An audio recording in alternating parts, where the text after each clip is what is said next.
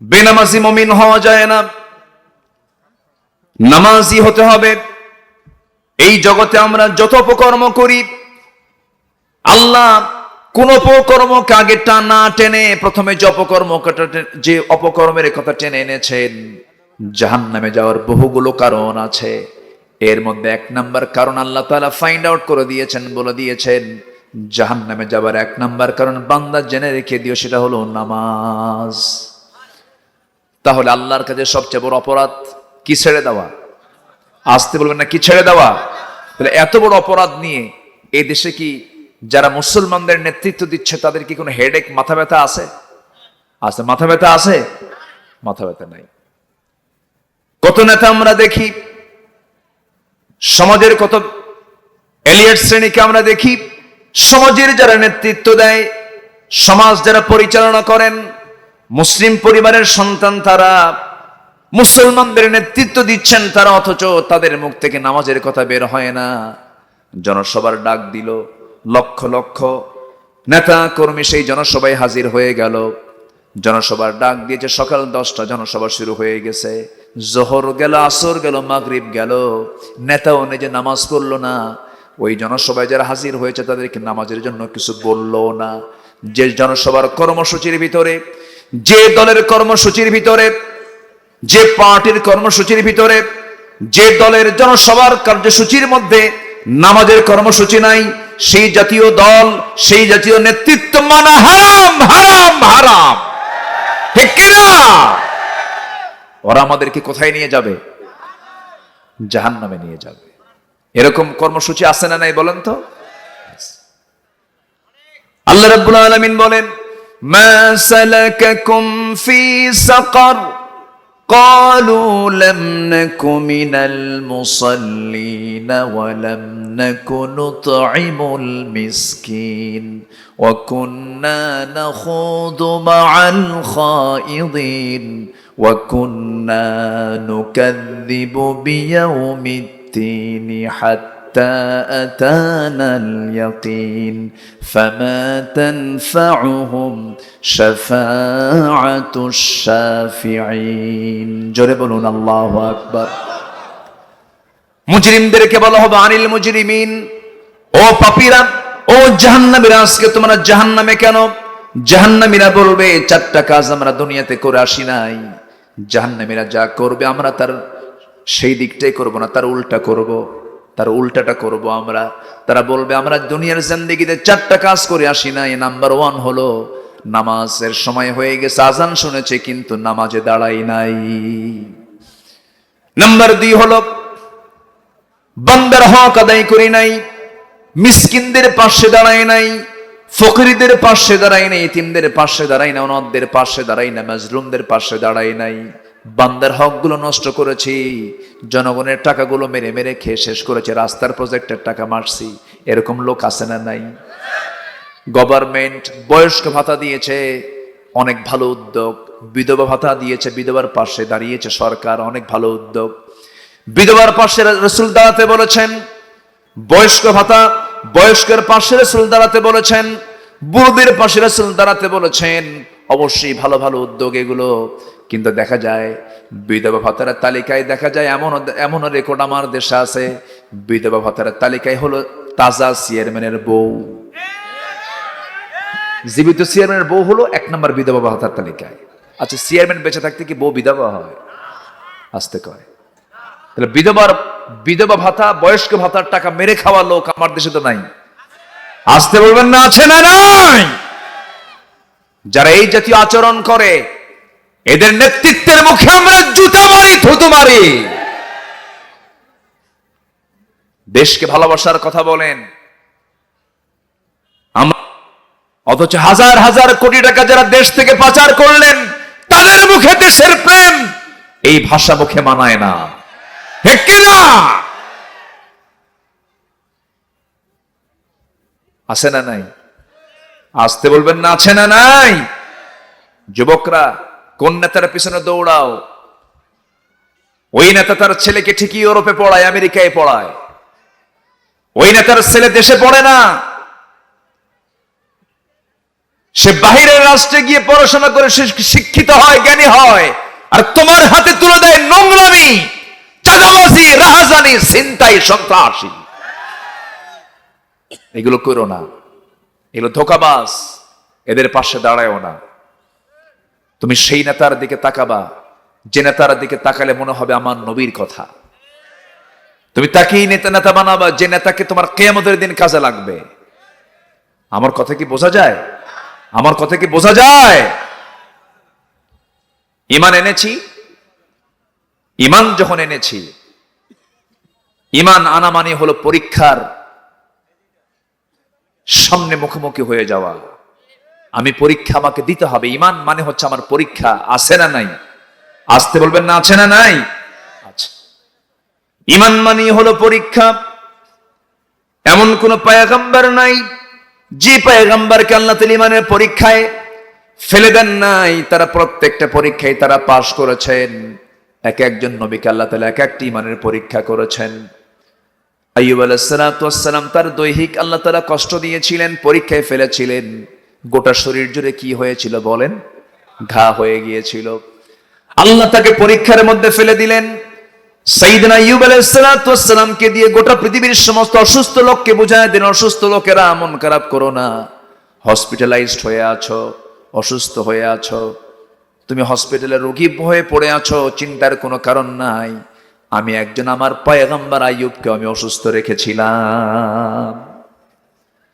অসুস্থতা এটা একটা রহমত, বলি আলহামদুলিল্লাহ। অসুস্থ হলে কখনো মনক্ষুণ্ণ হওয়া যাবে না। আল্লাহ যাকে মাফ করতে চান, আল্লাহ যাকে জান্নাত দিতে চান, তাকে অসুস্থ করেন। আল্লাহু আকবার বলেন। আবার আমাদের ভিতরে সমাজে কিছু বুজুর্গ আছে, বলে যে ওর অসুখ কি এমনি হয়েছে? আছে না কিছু? দেখেন কি তার মানে মনে হয় জামানার পিছাবো এরকম। আছে না নাই? ওর অসুখ কি এমনি হয়েছে? অসুখ ও মানুষটা কি ভালো? আল্লাহর নবী আইয়ুবের অসুখ হলো কেন? কি প্রশ্ন আছে না নাই? অসুখ তো নিয়ামত। অসুখ কে দেন? ওয়াইদা মারিদতু ফাহুয়া ইয়াশফিন। আমি যখন অসুস্থ হই আমাকে সুস্থ করেন কে? আল্লাহ তাআলা। অসুস্থতায় মনক্ষুণ্ণ হওয়া যাবে না। সন্তান হয়ে বারবার মারা যায়। সন্তান আল্লাহ তাআলা দিয়েছেন, বারবার মারা যায়। আশেপাশের বাড়ির লোকগুলো বলে তোমার তো কপাল খারাপ, তোমার প্রতি আল্লাহর রহমত নাই, বারবার হয় আর মরে। আছে না এরকম? আছে না? কিন্তু আমার নবী জনাবে মুহাম্মদুর রাসূলুল্লাহ সাল্লাল্লাহু আলাইহি সাল্লামকে আল্লাহ রাব্বুল আলামিন চারটা ছেলের সন্তান দিয়েছেন। সবগুলো নাবালক অবস্থায় দুনিয়া থেকে বিদায় নিয়েছে, একটাও দুনিয়াতে বেঁচে থাকে নাই। সব সন্তানগুলো তিনি হারিয়ে ফেললেন শৈশবে, ছোট্টবেলায় সবগুলো মারা গেল। যখন সন্তান বারবার মারা যাচ্ছেন, আমার নবীর কানে কানে চলে আসলো, কানে কানে সংবাদটা চলে আসলো। আবু জেহলরা বলতেছে মুহাম্মদ তো লেজ কাটা, নির্বংশ, বাচ্চা হয় আর মরে। এটাকে এলাকে কি বলে? যার বাচ্চা বারবার মরে। হ্যাঁ হ্যাঁ, বান্দি বান্দি। হ্যাঁ, হাটখুড়া হাটখুড়া। দেখেন আমি একটু এলাকার ভাষাগুলো একটু কাস্ট করছি, দেখি তো এই ভাষায় এলাকায় কি কি ভাষা আছে, চালু আছে। ভাষার তো শেষ নাই। তবে ঠাকুরগার ভাষাগুলো বোঝা যায়, বলি আলহামদুলিল্লাহ। তবে নোয়াখালীর ভাষা আরো বেশি বোঝা যায়। বোঝা যায় না? পানিকে পানি বলতে পারে না, পানিকে বলে হানি। আল্লাহ পাক হয় না, আল্লাহ ফাঁক হয় না, পারে না তারা। প হয় না, প শব্দ নাই নোয়াখালী, প হয় না, পানি বলতেই পারে না তারা। আবার ঠাকুরগার কিছু অংশে মনে হয় রাজশাহী অঞ্চলের কিছু মানুষ মনে হয় এসেছে নাকি? আছে না? আচ্ছা, আছে না? আছে। তো এই সুবাদে রাজশাহীতে আবার তালিবুস শব্দটা নাই। সালাম দিতে নিয়ে পারে না, আসসালামু আলাইকুম। আগে সালাই আর পরে দুলাভাই হয় না, পারে না। এটা তাদের হয় না। হ্যাঁ, মালদার আশেপাশে, হ্যাঁ মালদার ভাষাটা এরকম। মুর্শিদাবাদ, মালদা, হ্যাঁ চাপাই, এইগুলো ভাষাটা এরকম। তাহলে ওই অঞ্চলে তালিমুর স নাই। তারপরে নোয়াখালীতে প নাই। সিরাজগঞ্জ পাবনার দিকে দুনতা স নাই। বাড়ি কোথায়? হিরাজগঞ্জ। পারে না। নিজের জেলার নামটা বলতো, রংপুরে র নাই, বাড়ি কোথায়? অংপুর। নাম কি? অসিত মিয়া। রশিদের র গেছে, রংপুরের র গেছে, অংপুর অসিত মিয়া। হয় না। তো এই ভাষাগুলো কে দিয়েছেন? আসতে বলবেন না, কে দিয়েছেন? আল্লাহ দিয়েছেন। তাহলে বাচ্চা বারবার হয়ে মরে যায়, এলাকায় বলে কি হাটখুড়া না, যাই হোক বলে, এটা কি বলা জায়েজ? আসতে বলা জায়েজ? সন্তান দেন কে? আবার নেন কে? ছেলে দেন কে? মেয়ে দেন কে? দেন না কে?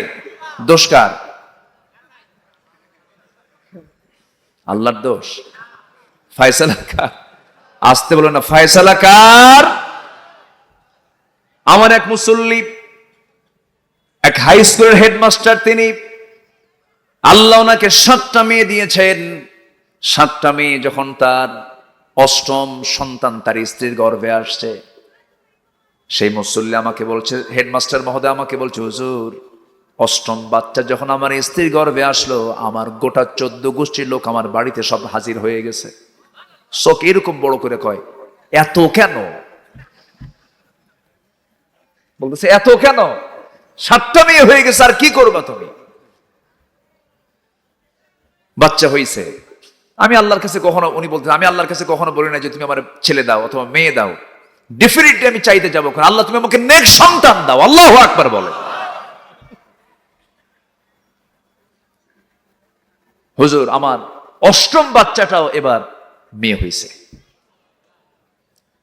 এবার সব আমার আত্মীয় স্বজন যা আছে সব আসছে, একটার চেহারার দিকে আমি তাকাতে পারি না। সবাই এসে পরামর্শ দেয়, শোনো যা হয়েছে হয়েছে, এই বাচ্চার নাম রেখে দাও ইতি, সমাপ্তি, আর না চাই না। হুজুর আমি এগুলো সব পরামর্শ শোনার পর, আমি তো বাচ্চাগুলো দেখি আমার চক্ষু শীতল হয়, আমি তো শিক্ষিত মানুষ, বুঝি। বলতেছে উনি, এই সন্তানের নাম রেখে দিলাম আশা, মানে আরো আসুক। কথা কি বুঝতেছেন? তাহলে শুকরিয়া আদায় করার মতো কিছু বান্দা আছে না নাই? আচ্ছা, সেই ছেলে দিয়ে কি করবেন যে ছেলের ঘরে ঢুকলেই ইয়াবার ট্যাবলেট পাওয়া যায়? সেই ছেলে দিয়ে কি করবেন যে ছেলের ঘরে ঢুকলেই বালিশ টান দিলে পিস্তল বের হয়? বাপ ছেলেকে বলে, এই বালিশের নিচে পিস্তল কেন? মাথার চুল এত বড়, উল্টা থুয়ে দেয়, বাবার দিকে তাকায়ও না। বাপ ধমক টমক দিয়া চলে গেল। ছেলে এখন ঘর থেকে বের হয়ে মা রান্না করে গিয়ে বলে, মা আব্বা কিন্তু খুব বাড়াবাড়ি করতেছে, একদম পিস্তল দিয়ে কিন্তু ওরই আগে সাইজ করব। তাহলে এই সন্তানের দরকার আছে? কোন এই সন্তানের দরকার আছে? আল্লাহ যা দিবেন মনক্ষুণ্ণ হওয়া যাবে না। সন্তান দিয়েছেন আল্লাহ, আবার নিয়ে গেছেন আল্লাহ, চুল পরিমাণ মনক্ষুণ্ণ হওয়া যাবে না। বরঞ্চ একটা বিষয় মাথায় রাখবেন, যাদের সন্তান ছোটবেলায় নাবালক অবস্থায় দুনিয়া থেকে বিদায় হয়ে গেছে, ওই সন্তানটা বান্দাকে জান্নাতেও নিয়ে যেতে পারে। একবারের জন্য আমরা মনক্ষুণ্ণ হব না, তারা জান্নাতের পাখি হয়ে যায়।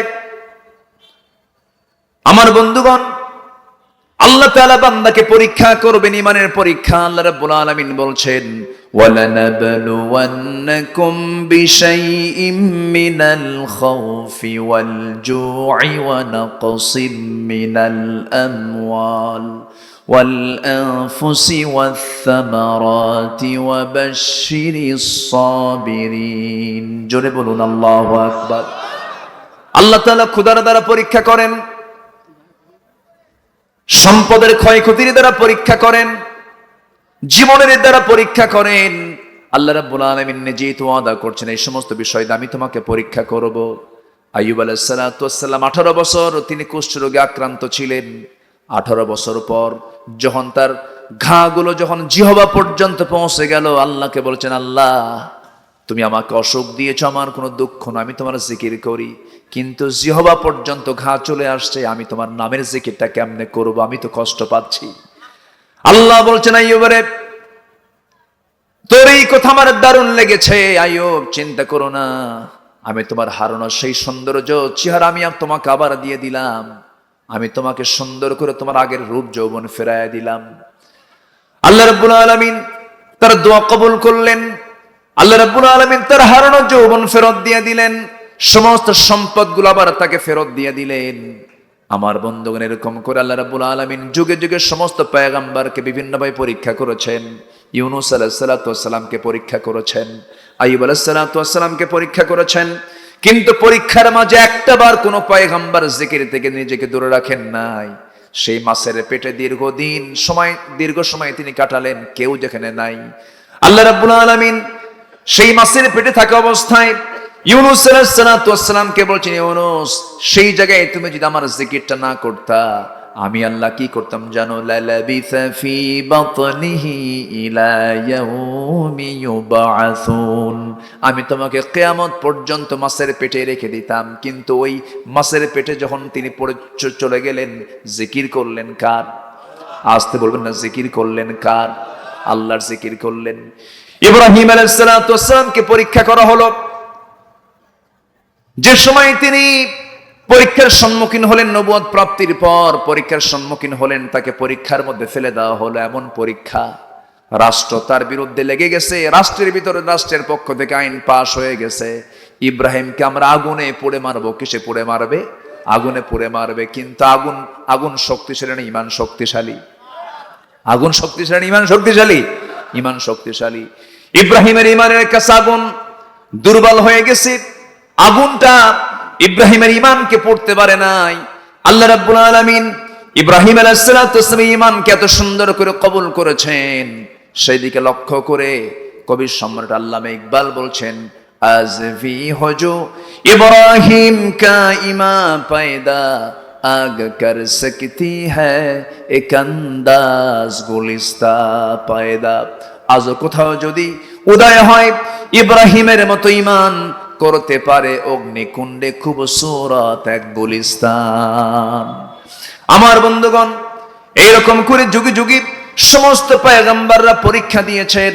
ইউসুফ আলাইহিস সালাতু ওয়াস সালামের নাম সবাই শুনেছেন। আল্লাহ তাকে সুন্দর চেহারা দান করেছিলেন, সুন্দর চেহারাই তার জন্য পরীক্ষার কারণ হয়ে গেছে। সুন্দর চেহারার পাগল হয়েছিল একজন মহিলা, তার নামটা কি বলেন? হ্যাঁ, জুলাইখা। বলেন তো, জুলাইখা প্রেম, জুলাইখার সঙ্গে ইসলামের যে সম্পর্ক হয়েছিল, এই প্রেমটা, এই মোহাব্বতটাকে দ্বিপক্ষের না এক পক্ষের? দুই পক্ষের না এক পক্ষের? আল্লাহর নবীরা কি নোংরামি করতে পারেন নাকি? নোংরামি করতে পারেন। কিন্তু অনেকদিন আগে, আজ থেকে আরো 15-16 বছর আগে আমার একটা গান আমার কানে এসেছিল, যে বন্ধু ইউসুফ হইয়া আমি জুলেখারে থুইয়া, কেমন কইরা ছুট্টা যায় ফাইট্টা যায়। কত বড় একটা মিথ্যা অপবাদ চাপানো হয়েছে একজন নবীর উপরে। যে বন্ধু ইউসুফ হয়ে আমি জুলেখারে থুইয়ে কেমন করে ছুট্টা যায়, বুকটা ফাইট্টা যায়।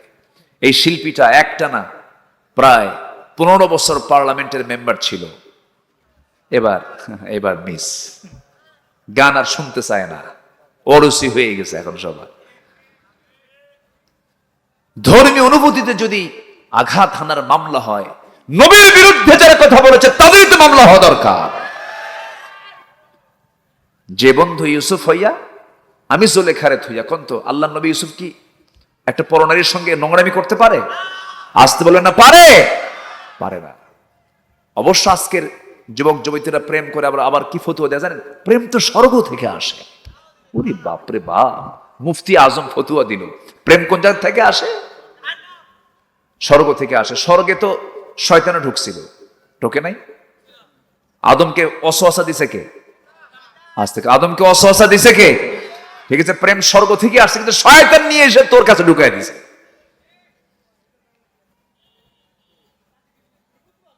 সেদিন একজন প্রশ্ন করতেছে আমাকে, হুজুর একটা প্রশ্ন, ফোন দিছে, হুজুর 2 বছর যাবত একটা মেয়ের সঙ্গে আমার খুব রিলেশন, খুব ডিপ রিলেশন, খুব ভালোবাসা, আমিও তাকে ভালোবাসি।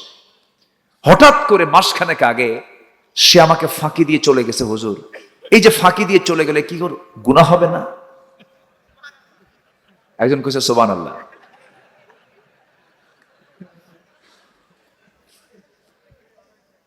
দেখেন প্রশ্নটাও আজকে কত নিম্নমানের হয়ে গেছে। আরেকজন প্রশ্ন করতেছে, হুজুর আমার একজন গার্লফ্রেন্ড আছে, সেই গার্লফ্রেন্ডটা যদি একটু ফজরের সময় যদি আমাকে নামাজের জন্য ডেকে দেয়, ও ডাকলে কি জায়েজ হবে না? ডাকার আর তুমি লোক পাও নাই।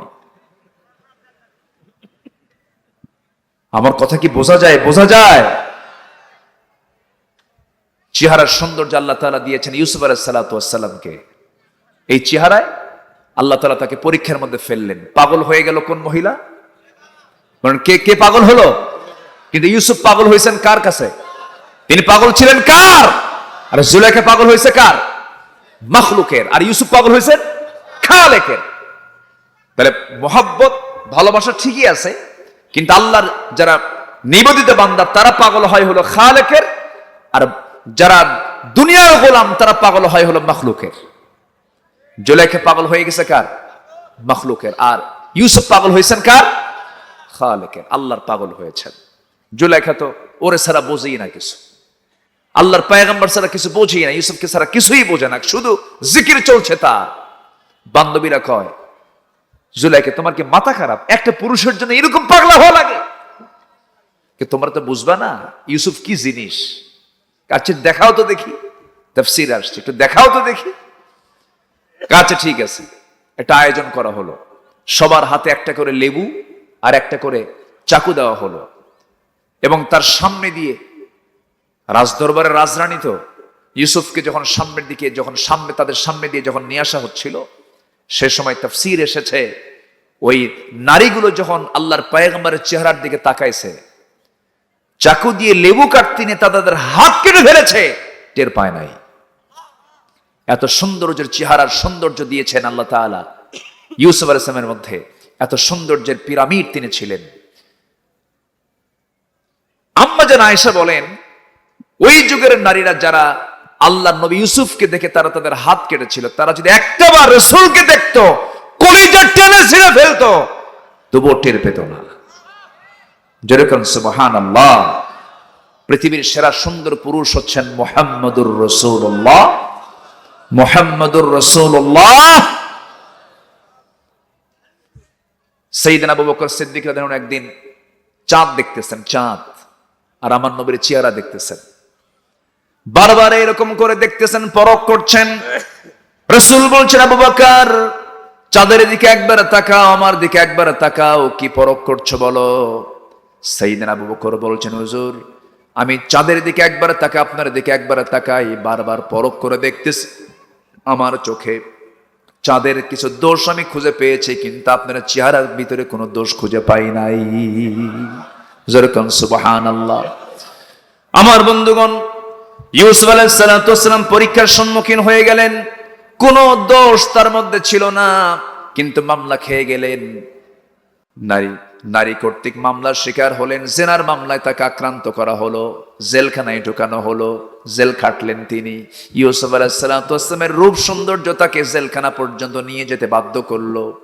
পরীক্ষার মধ্যে তিনি পড়ে গেলেন, শেষ পর্যন্ত সেই পরীক্ষায় তিনি ফেল করেছেন না পাশ করেছেন? বলেন, পাশ করেছেন। ও পুরুষ, তুমি নারীর কাছে ইমানটা হারায়া ফেলবা না, নারী তুমি পুরুষের কাছে ইমানটা হারায়া ফেলবা না। নারীর জন্য পুরুষ দরকার, পুরুষের জন্য নারী দরকার, কিন্তু বৈধ না অবৈধ? বৈধ না অবৈধ? আজকে অসংখ্য পরিবার আছে পরকেই জড়িয়ে পড়েছে, অন্যের বইয়ের দিকে আসক্ত, এমন পুরুষ বাংলার জমিনে মনে হয় নাই। আসতে বলবেন না, আছে না নাই? বলে বউ তোমার হতে পারে, কিন্তু বউটা আমার খুব পছন্দ। যেরকম নাউজুবিল্লাহ। এই নোংরামিগুলো আজকে চলছে। ইমান শেষ হয়ে গেল, ইমান ধ্বংস হয়ে গেল। ইমানটা ধ্বংস করা যাবে না। নবীদেরকে আমরা মডেল বানায় নেব। যখন আমি দেখব কোন নারীর ফিতনায় পড়ে গিয়েছে, তখন ইউসুফকে আমি লক্ষ্য করব। ক্ষুধার যন্ত্রণা যখন চলে আসে, তখন ভাববো মুসার দিকে। যখন শারীরিক যন্ত্রণা, শারীরিক কোনো কষ্টের পরীক্ষায় পড়ে গেছি, সেই সময় ভাববো আইয়ুব আলাইহিস সালামের কথা। যখন দেখবো রাষ্ট্র আমার বিরুদ্ধে অবস্থান নিয়েছে, তখন চলে যাব জাতির পিতা ইব্রাহিমের দিকে। ঠিক কিনা আমার বন্ধুগণ? যখন দেখবা আমাকে মানুষ হামলা করছে, মামলা করছে, ইসলামকে নির্মূল করার জন্য হত্যার হুমকি পর্যন্ত দেওয়া হচ্ছে, সেই সময় ভাবতে হবে, আমার নবীর দিকে তাকাতে হবে। আমার নবী যে দেশ থেকে অন্য দেশে চলে গেছেন, নিজের বাড়ি ঘর ছেড়ে দিয়েছেন, অন্য কোনো কারণ নয়, শুধু একটা কারণ ছিল, সেটা হলো তিনি চেয়েছেন জমিন যার, আইন চলবে তার। ঠিক কিনা? আজকের যুগেও আল্লাহর আইন চালু হোক এটা চায় না এমন কিছু মুসলমান আমার দেশেও আছে না নাই? আসতে বলবেন না আছে না নাই? ওরা বলে নামাজ পড়বো এনাফ, রোজা রাখবো এনাফ, হজ করবো এনাফ, কিন্তু যাকাতের কথা বলো কেন, সুদের কথা কেন বলো, এরপরে জেনার কথা কেন বলো, মদের কথা কেন বলো? কিন্তু মদ, জেনা, সুদ এগুলো হালাল না হারাম? আসতে বলবেন না হালাল না হারাম? এগুলো কি ওয়াজ করে বন্ধ হবে না আইন করে বন্ধ করতে হবে? কি করে বন্ধ করতে হবে? আমার নবীজি যখন এমন জাতীয় কথা যখন বলে ফেললেন, নবীজি তার জন্মস্থানে অবঞ্চিত হয়ে গেলেন, রসুলের বিরুদ্ধে হত্যার হুলিয়া জারি করে দিল, রসুল টিকতে পারলেন না, মক্কার কুরাইশ রসুলকে টার্গেট করে ফেললো, এমনকি শেষ পর্যন্ত হত্যার হুকুম যখন জারি হয়ে গেছে, রসুলকে যেখানেই পাবে তোমরা তাকে দুনিয়া থেকে বিদায় করে দেবে।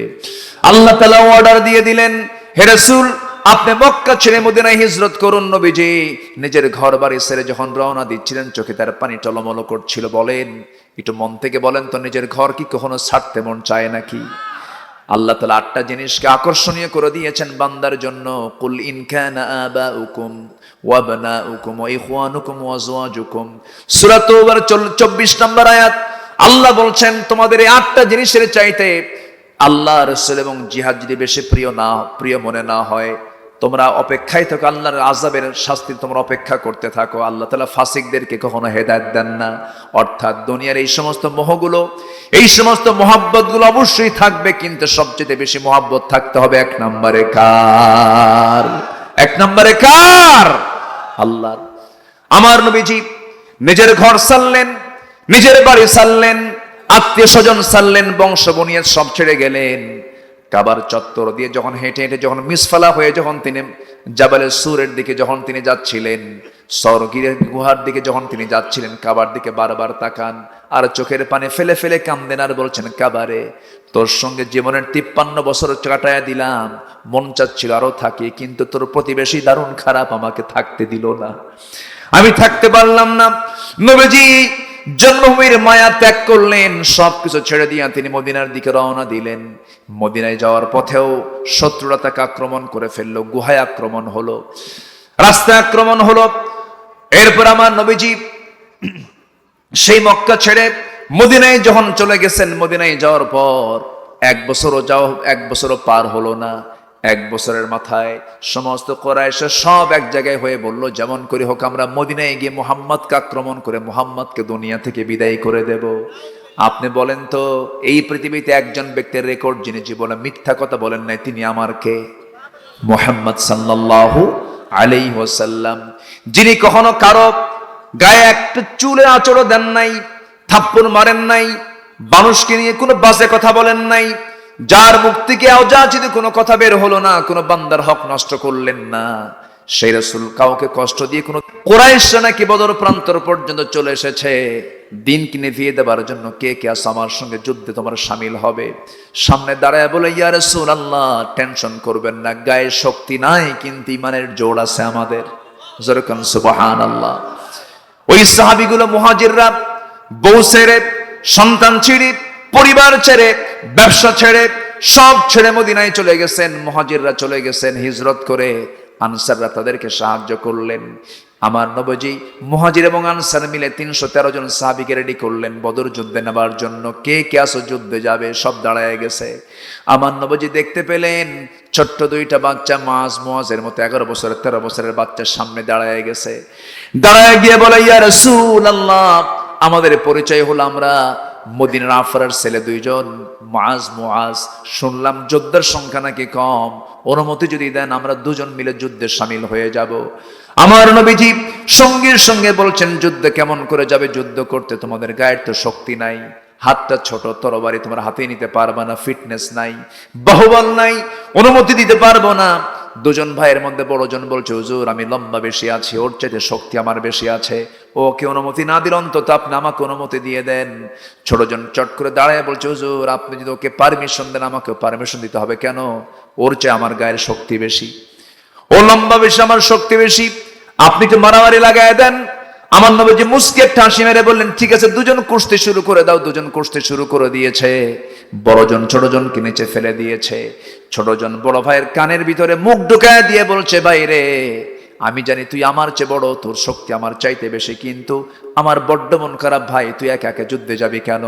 একসঙ্গে খাই ঘুমাই, একসঙ্গে খেলা করি, পড়াশোনা করি, একসঙ্গে যুদ্ধে যাবো ভাই, আমাকে তুই একটু সহজ করে দে, তোর গায়ের শক্তি একটু কমায়া দে, আমি তোর বুকুর উপর উঠে প্রমাণ করে বুঝাই দিই আমার শক্তি কোন অংশে কম নয়।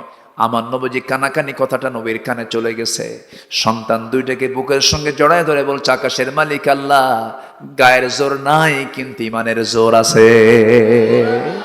ইমানের জোর আনার দরকার আছে না নাই বলেন? এই জায়গায় যারা বসে আছেন সবাই তো কালেমাওয়ালা, সবাই তো ইসলামটাকে গ্রহণ করে নিয়েছি। ইমানকে আমরা মজবুত করবো, ইমানের পরীক্ষা আমরা ফেল করতে চাই না, পাশ করতে চাই, পাশ করতে চাই। এই ছোট্ট দুইটা বাচ্চা যখন যুদ্ধের পারমিশন পেয়ে গেছেন, যুদ্ধ শুরু হয়ে যাবে, মদিনা থেকে রওনা দিয়েছেন। মাত্র একটা উট, ঘোড়া নাই, তেমন নাই, অস্ত্র নাই, কিছুই নাই, অসময় একটা যুদ্ধ। তাও রমজান মাস, প্রথমবার রমজানের রোজা ফরজ হয়েছে। রোজা ভেঙ্গে রাসূল বলেন, তোমরা রোজা ভেঙ্গে যুদ্ধে চলো। সব সাহাবা কেরামকে রমজান মাসে রোজা ভাঙ্গায় নিয়ে সব চলে গেছেন বদর প্রান্তরে। যুদ্ধ শুরু হবে, এমন সময় ছোট্ট দুইটা বাচ্চা, মদিনার আফরার ছেলে দুইজন, মাঝ সামনের কাতারে দাঁড়ায়া এক সাহাবীকে ডাক দিয়ে বলে, ও চাচা, কাফিরদের লিডার আবু জেহেলটা কোথায়? কাফিরদের লিডার আবু জেহেলটা কোথায়? এই কথা বলার সঙ্গে সঙ্গে সাহাবী আশ্চর্য হয়ে বলতেছে, কি করবা বলো, তার নামটা আগে নিলা কেন, কি হয়েছে? ছোট্ট দুইটা বাচ্চা বলতেছে, আমরা আজকে যুদ্ধ করতে আসছে বদরের প্রান্তরে, সবার সঙ্গে যুদ্ধ করব না। শুনেছি এই আবু জেহেল নাকি রাসূলকে দারুণ কষ্ট দিয়েছে, রাসূলের প্রতি চরম জুলুম করেছে। এই লোকটাকে আমরা আজকে দুনিয়া থেকে বিদায় করব, কারণ রাসূলকে যে মারবে আমরা তাকে মেরে ফেলবো। আল্লাহু আকবার বলেন। রাসূলকে যারা কষ্ট দিবে আমরা তাদেরকে দুনিয়া থেকে বিদায় করে দেব। ওই সাহাবী এই কথা শোনার সঙ্গে সঙ্গে বলতেছে, ওই যে ঘোড়ার পিঠে বসে আছে, চতুর্দিকে সৈন্যরা তাকে পাহারা দিচ্ছে, সাবধান, ওটাই হলো কাফেরদের লিডার আবু জেহেল। এই ছোট্ট দুইটা বাচ্চা শুধু জানার সঙ্গে সঙ্গে যেতে দেরি হলো না, সিংহের মতো গর্জন দিয়া, বাজ পাখির মতো উড়ন্ত হয়ে ছোট্ট দুইটা বাচ্চা একটা দৌড় মারল। দুজন একসঙ্গে দৌড় মেরে আবু জেহেলের পাশে দুজন দুই দিকে দাঁড়ায় গেছে। ঘোড়ার পিঠে আবু জেহেল দুই দিকে দুই পা ছেড়ে দিয়ে ঘোড়ার পিঠে বসে আছে। এই ছোট্ট দুইটা বাচ্চা মুআজ দুই পাশে দাঁড়ায় গেছে। ছোট্ট মানুষ, কাফেররা টের পায় না এটা কোন গ্রুপের মানুষ। ছোট্ট মানুষ অবহেলা করে ফেলেছে। হঠাৎ করে কৌশল করে আল্লাহু আকবার বলে দুজন তরবারি হাঁকায় দিয়েছে আবু জেহেলের দুই পায়ে। আবু জেহেল ধরাশয়ী হয়ে যে জমিনে পড়ে গেছে। এই দুনিয়া থেকে জমিনে যখন পড়ে গেছে, ঘোড়ার পিঠ থেকে ধরাশয়ী হয়ে জমিনে পড়ে গেছে। কিতাবে আসছে আবু জেহেল কোমর সোজা করে আর কখনো দাঁড়াতে পারে নাই। এইদিকে কি হলো, যখন দুজন একসঙ্গে আক্রমণ করে বসেছে, কুরাইশরা 7-8 জন মিলে বড় ভাইকে অ্যাটাক করে ফেলেছে। বড় ভাইকে চতুর্দিক থেকে ঘেরাও করে ফেলেছে। একজন পিছন থেকে তরবারে দিয়া বড় ভাই মুআজের ডান হাতে মেরে দিয়েছে। এক আঘাতে হাতটা থেকে তরবারি ঝনঝন হয়ে পড়ে গেল। ঝনঝন করতে করতে ঝনঝন করে পড়ে গেল। চট করে যখন পড়ে গেছে তরবারি, ডান হাতটা চামড়ার সঙ্গে ঝুলতেছিল। তরবারি আবার বাম হাতে নিয়ে আবার যুদ্ধ শুরু করে দিলেন। ডান হাত ঝুলন্ত, হাতটা চামড়ার সঙ্গে ঝুলন্ত, হাতটা সে বাম হাতে বারবার ধাক্কা খায়। ডিস্টার্ব হচ্ছে তরবারি চালাতে। বাম পায়ের নিচে রেখে এত জোরে টান মারলেন, হাতটা ছিটকে পড়ে গেল। বাম হাতে যুদ্ধ চালালেন, বাম হাতও কেটে ফেলে দিয়েছে। তরবারি হাত থেকে পড়ে গেছে। আর যুদ্ধ করবেন কেমনে? যুদ্ধ করার মতো দুই হাত নাই। আর একজন কাফির শিব গর্দান বরাবর মেরে দিল, মস্তক ছিটকে পড়লো। দুনিয়া থেকে বিদায় হয়ে গোটা দুনিয়ার সমস্ত ইমানদারকে জানান দিচ্ছেন, ও দুনিয়ার ইমানদারেরা, আল্লাহর জমিনের দিনকে কায়েমের জন্য আল্লাহর পথে জীবনটা এমন করে দিতে হয়। জোরে কোন সুবহানাল্লাহ। পরীক্ষিত ঈমান আনতে হবে। কি ঈমান আনতে হবে? পরীক্ষিত ঈমান আনতে হবে। পরীক্ষা ছাড়া ঈমান হবে না। অবশ্যই আল্লাহ রাব্বুল আলামিন পরীক্ষা করবেন, সব ক্ষেত্রে পরীক্ষা করবেন। সেই পরীক্ষা আমরা পাশ করব। জোরে বলি ইনশাআল্লাহ। আরো জোরে বলি ইনশাআল্লাহ। ওই বদর যুদ্ধ আমার রাসূল বলেন, সাহাবীরা তোমরা কি যুদ্ধ করতে পারবে নাকি? অবশ্যই পারবো হুজুর। তোমরা কি জানো এই বদর যুদ্ধে তোমাদের ভাইরা আসবে, তোমাদের বাবারা আসবে, তোমাদের আত্মীয় স্বজন যুদ্ধ করতে আসবে তোমাদের বিরুদ্ধে। কেউ তোমার বাপকে দেখবে, কেউ তোমার ভাইকে দেখবে। তারা কি তোমরা কি যুদ্ধ করতে পারবে নাকি? সাহাবা কেরাম বলেন, ইয়া রাসূলুল্লাহ, আল্লাহর কসম করে বলি, এই দুনিয়াতে আমরা সবচেয়ে বেশি আল্লাহ এবং রাসূলকে বেশি ভালোবাসি। জোরে কোন সুবহানাল্লাহ। সেই যুদ্ধের ময়দানে একজন সাহাবী নিজের বাপকে দেখতে পেলেন, উবাইদা ইবনুল জাররাহ রাদিয়াল্লাহু তাআলা আনহু দেখতে পেলেন নিজের বাপ সামনে দাঁড়ায় গেছে। বাপ মনে করে তরবারি গুটায় নিয়ে তিনি ফিরে আসতেছেন। পরক্ষণে মনে করলেন না, আমার জন্মদানকারী পিতা হতে পারে, কিন্তু সে তো ইসলামের দুশমন। আল্লাহর বিরুদ্ধে, নবীর বিরুদ্ধে, কোরআনের বিরুদ্ধে, ইসলামের বিরুদ্ধে যুদ্ধ করতে এসেছে। আমি তো যদি আজকে তাকে ছেড়ে দেই, কিয়ামতের দিন আমাকে মুনাফিকের কাতারে দাঁড় হতে হবে। এই কথা চিন্তা করে আবার ইউ টার্ন হয়ে তরবারি কোষমুক্ত করে, বাপকে বাপ না মনে করে, শিরকের প্রতীক মনে করে সোজা গর্দান বরাবর তরবারি হাঁকায়া দিলেন। মস্তকটা ছিটকে পড়ে গেল। যুদ্ধ থেমে গেছে, মুসলমানদের বিজয় হয়ে গেছে। কিন্তু উবাইদার চোখে মুখে কোনো হাসি নাই, কান্নার ছাপ দেখা যাচ্ছে। রাসূল বললেন, সাহাবীরা, আমার উবাইদার মন খারাপ কেন? উবাইদার চোখে পানি কেন? কি হয়েছে হুজুর? উবাইদার বাপ আজকে যুদ্ধে মারা গেছে। রাসূল বললেন, উবাইদার বাপকে কে মেরেছো, কে আক্রমণ করেছে বলো? হুজুর, উবাইদার বাপকে আমরা মারি না, উবাইদা নিজেই তার বাপকে দুনিয়া থেকে বিদায় করে দিয়েছে। রাসূল দুটো হাত আগায় দিয়ে বলছে, উবাইদা রে, ইমানের পরীক্ষা আজকে তুই পাশ করেছিস, আমার বুকে আয়। আল্লাহ তোর জন্য, আল্লাহর 8টা জান্নাত তোর জন্য ওয়াজিব করে রেখেছেন। জোরে বলুন সুবহানাল্লাহ। আমার ভাইরা, আমার বন্ধুগণ, ঈমান যখন এনেছি আমরা, ঈমানের উপরে আমাকে আপনাকে টিকে থাকতে হবে। নামাজ ঈমানদার হতে হবে, পরহেজগার ঈমানদার হতে হবে, আমানতদার ঈমানদার হতে হবে। ঈমানকে অত্যন্ত মজবুতির সমস্ত গুণগুলো অর্জন করতে হবে। কোন মুমিনরা সফল, কোন ঈমানদাররা সফল? আল্লাহ নিজেই বলছেন, যার মধ্যে 7টা গুণ থাকবে সেই ঈমানদারটা সফল। জোরে বলুন সুবহানাল্লাহ। আমরা কি বিফল ঈমানদার হব না সফল ঈমানদার হব? কি ঈমানদার হব বলেন? সফল ঈমানদার। কিছু ঈমান নিয়ে কিন্তু বান্দা জাহান্নামে যাবে। আছে এমন ঈমান আছে না নাই? কিছু ঈমানদার ঈমান নিয়ে কোথায় যাবে? জাহান্নামে যাবে। মানে ঈমান নিয়ে কোথায় যেতে চাই? কোথায় যেতে চাই? জান্নাতে যেতে চাই। জান্নাতে যদি যেতে চাই, সে গুণগুলো আমরা অর্জন করব। 7টা গুণ আমরা আনবো। কয়টা গুণ বলেন? 7টা গুণ। নাম্বার 1, নামাজটা সুন্দর করে আদায় করব। খুশুর সাথে। সবাইকে নামাজ পড়তে রাজি আছেন? 5 ওয়াক্ত নামাজ পড়তে রাজি আছেন? কার একটু হাত তুলে দেখান। জোরে বলি, ইয়া আল্লাহ, ইয়া আল্লাহ, আমাদেরকে 5 ওয়াক্ত সালাত আদায় করার তৌফিক তুমি আল্লাহ দিয়া দাও। জোরে বলি আমিন। আরো জোরে আমিন, আরো জোরে আমিন। 7টা কাজ। কয়টা কাজ? একটা বললাম, আরো 6টা শুনবেন। আল্লাহ রাব্বুল আলামিন বলেন, যারা পারেন ঠোঁট মিলিয়ে বলুন, قد أفلح المؤمنون الذين هم في صلاتهم خاشعون والذين هم عن اللغو معرضون والذين هم للزكاة فاعلون والذين هم لفروجهم حافظون إلا على أزواجهم أو ما ملكت أيمانهم فإنهم غير ملومين فمن ابتغى وراء ذلك فأولئك هم العادون والذين هم لأماناتهم وعهدهم راعون والذين هم على صلواتهم يحافظون أولئك هم الوارثون الذين يرثون الفردوس هم فيها خالدون জোরে বলুন আল্লাহু আকবার। 7টা কাজ যার মধ্যে থাকবে, আল্লাহ বলছেন আমি তাকে জান্নাতুল ফেরদাউসের ওয়ারিস বানায় দেব। নাম্বার 1 হলো যারা নামাজকে সুন্দর করে আদায় করবে।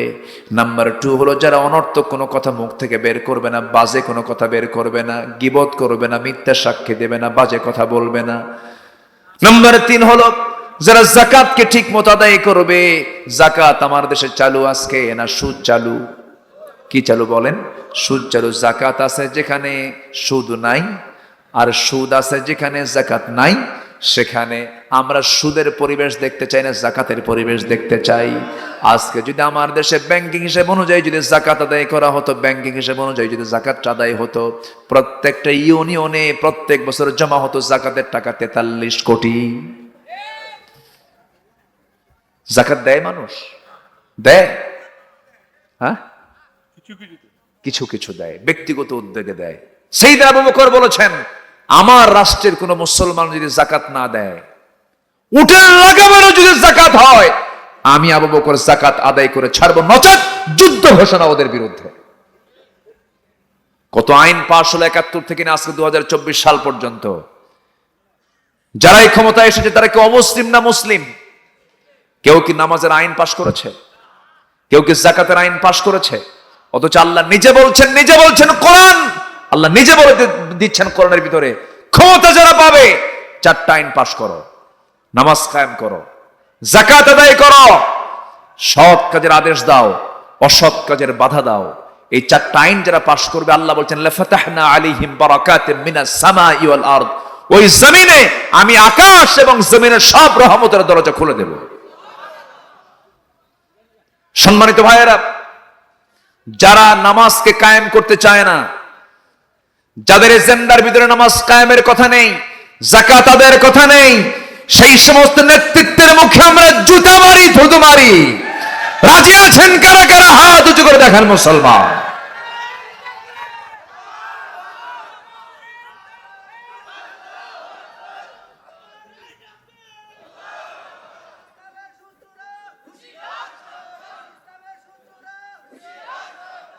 আল কোরআনের আলো, কোরআন আছে যেখানে, হাদিস আছে যেখানে, আলেম উলামা যেখানে, হাত নামান। আল্লাহ তুমি সবাইকে কবুল করো, জোরে বলি আমিন। যাকাত, এরপর আল্লাহ বললেন যারা লজ্জাস্থানের যারা হেফাজত করবে। রাসূল বলেছেন যে ব্যক্তি জিহবা এবং 2 গোপনাঙ্গ, জিহবা এবং গোপনাঙ্গ এই দুটার যারা সংরক্ষণ করবে, আযমানু লাহুল জান্নাহ, আমি তার জন্য বেহেশতের জামিন হয়ে যাব। জোরে বলি সুবহানাল্লাহ। যারা ওয়াদা ঠিক রাখবে, যারা আমানতদারিতে ঠিক রাখবে।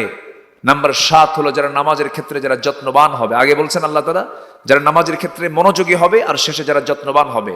আল্লাহ তাআলা নিজে বলছেন উলাইকা হুমুল ওয়ারিসুন, এরা হচ্ছে জান্নাতুল ফেরদাউসের ওয়ারিস। আল্লাহু আকবার বলেন। আমরা নামাজকে রেগুলার করব, জোরে বলি ইনশাআল্লাহ, আর জোরে বলি ইনশাআল্লাহ। অনেক রাত হয়েছে, আসেন দোয়া করি। হ্যাঁ, আরো চালাবো, আলোচনা চলুক, চলুক। হুজুর মরুক, গরম তো।